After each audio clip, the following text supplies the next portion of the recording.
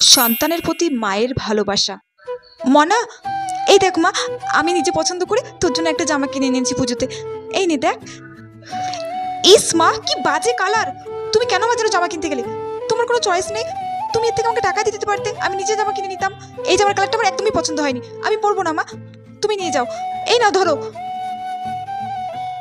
মা অনেক ভালোবেসে আমার জন্য জামাটা এনেছিল, আমি মাকে কষ্ট দিলাম? না না, এটা আমি ঠিক করিনি। মনা ঠিকই বলেছে, আমার পছন্দ করা জিনিস মনা নাও পছন্দ হতে পারে। মনাকে নিয়ে গেলেই ভালো হতো। আমি তো ভেবেছিলাম ছোটবেলার মতো ওর আজ আমার পছন্দের প্রতি ভালোবাসা আছে। মা, মনা তুই আমার সাথে বাজারে যাবি মা?